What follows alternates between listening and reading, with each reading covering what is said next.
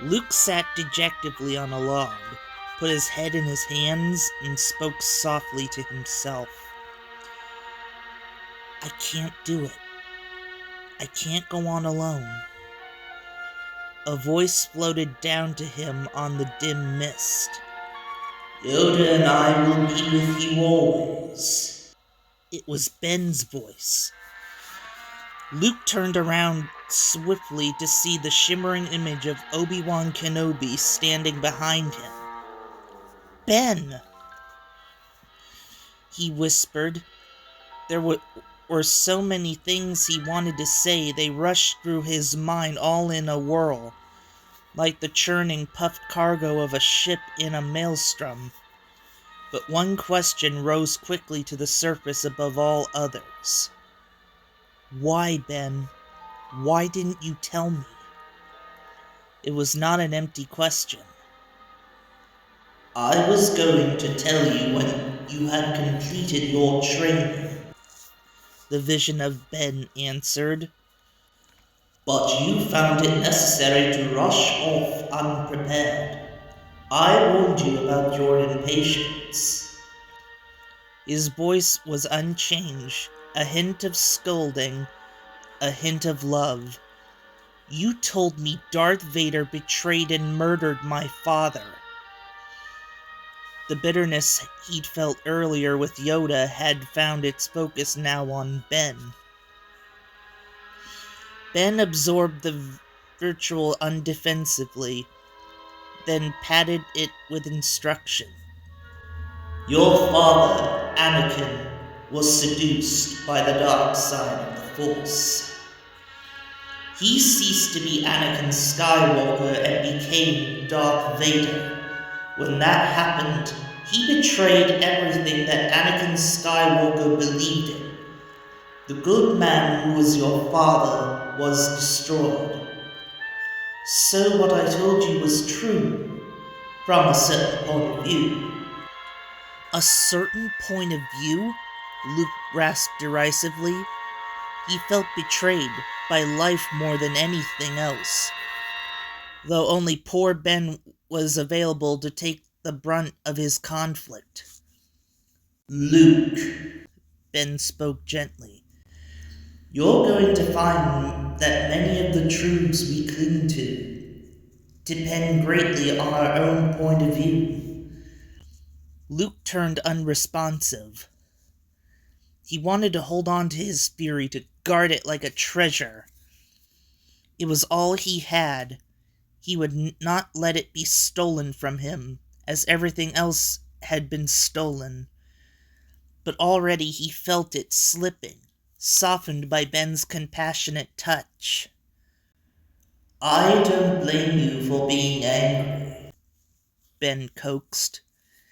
If I was wrong in what I did, it certainly wouldn't have been the first time. You see, what happened to your father was my fault. Luke looked up with sudden acute interest. He'd never heard this and was rapidly losing his anger to fascination and curiosity. For knowledge was an addictive drug, and the more he had, the more he wanted. As he sat on his stump, increasingly mesmerized, R2 paddled over silent, just to offer a comforting presence. When I first encountered your father, Ben continued, he was already a great pilot. But what amazed me was how strongly the Force was with him. I took it upon myself to train Anakin in the ways of the Jedi. My mistake was thinking I could be as good a teacher as Yoda. I was not. Such was my foolish pride. The Emperor sensed Anakin's power and he lured him to the dark side. He paused sadly and looked directly into Luke's eyes, as if he were asking for the boy's forgiveness. My pride had terrible consequences for the galaxy. Luke was entranced. That Obi-Wan's hubris could have caused his father's fall was horrible. Horrible because of what his father had needlessly become. Horrible because Obi-Wan wasn't perfect, wasn't even a perfect Jedi. Horrible because the dark side could strike so close to home, could turn such right so wrong. Darth Vader must have a spark of Anakin Skywalker deep inside. There is still good in him, he declared. Ben shook his head remorsively. I also thought he could be turned back to the good side. It couldn't be done. He is more machine now than man, twisted and evil. Luke sensed the underlying meaning in Kenobi's statement.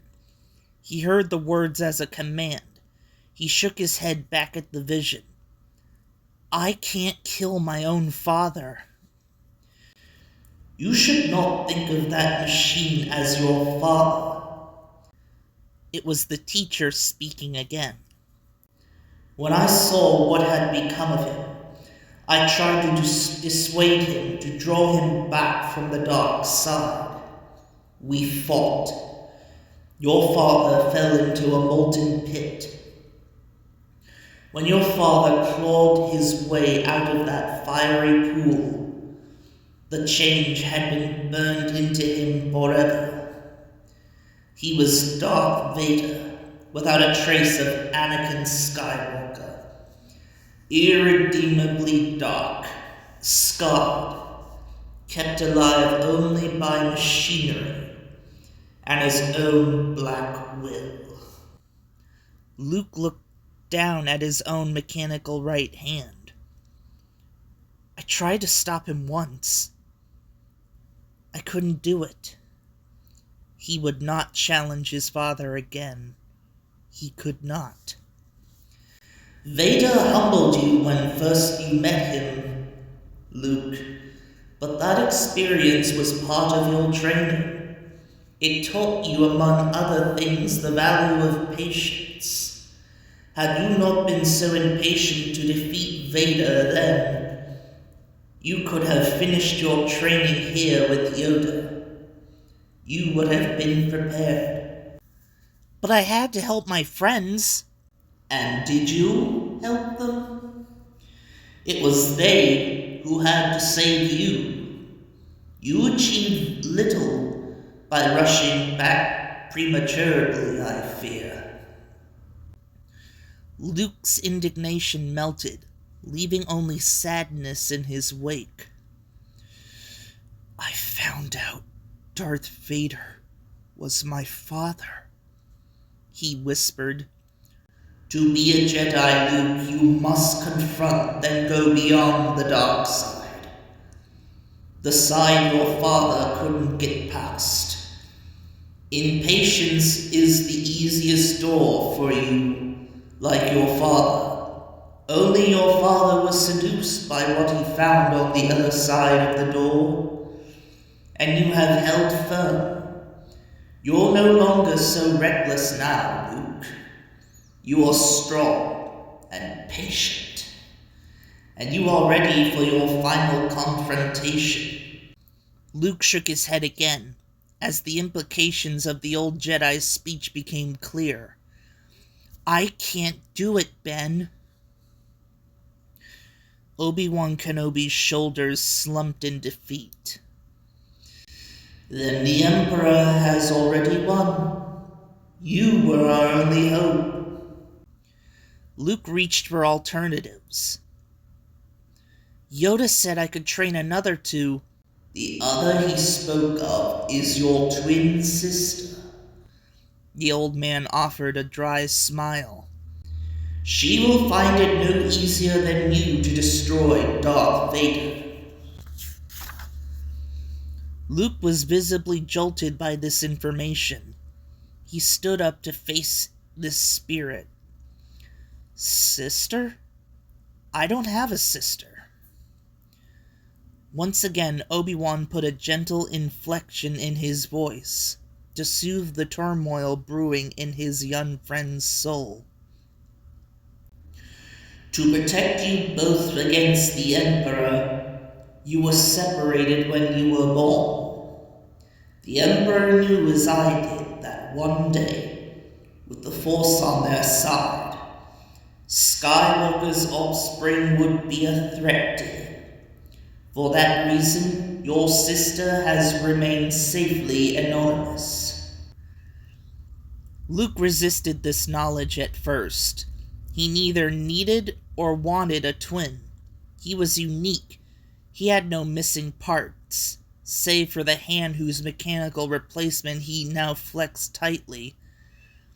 Pawn in a castle of conspiracy, cribs mixed, siblings switched and parted, and whisked away to different secret lives. Impossible. He knew who he was. He was Luke Skywalker, born to a Jedi turned Sith Lord. Raised on a Tatooine sand farm by Uncle Owen and Aunt Beru. Raised in a life without frills. A hard-working, honest pauper, because his mother... What was it about his mother?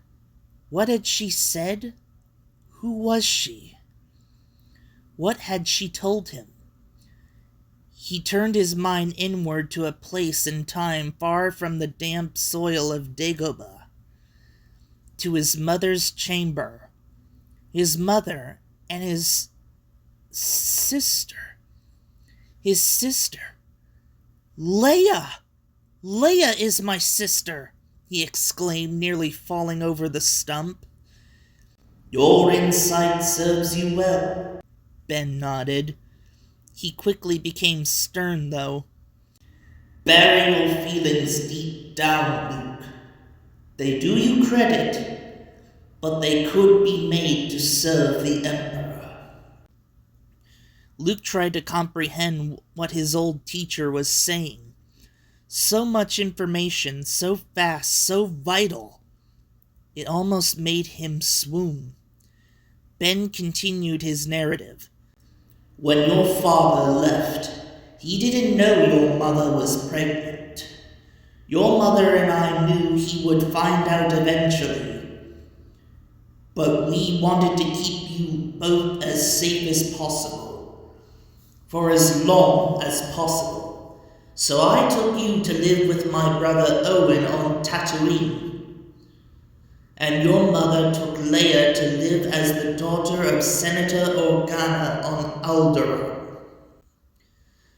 Luke settled down to hear his tale, as R2 nestled up beside him, humming in a suitable register to comfort. Ben, too, kept his voice even, so that the sounds could give solace when the words did not. The Organa family was high-born and politically quite powerful in the system. Leia became a princess by virtue and lineage. No one knew she'd been adopted, of course, but it was a title without real power. Since Alderaan had long been a democracy, even so, the family continued to be politically powerful, and Leia, following in her foster father's path, became a senator as well. That's not all she became, of course. She became a leader of her own cell in the alliance against the corrupt Empire. And because she had diplomatic immunity, she was a vital link for getting information to the rebel cause. That's what she was doing when her path crossed yours, for her foster parents had always told her to contact me on Tatooine if her troubles became desperate. Luke tried sorting through his multiplicity of feelings, the love he'd always felt for Leia, even from afar, now had a clear basis, but suddenly he was feeling protective toward her as well, like an older brother, even though for all he knew, she might have been his elder by several minutes. "But you can't let her get involved now, Ben," he insisted. "Vader will destroy her." Vader, their father. Perhaps Leia could resurrect the good in him. "She hasn't been trained in the ways of the Jedi the way you have, Luke. But the Force is strong with her, as it is with all your family.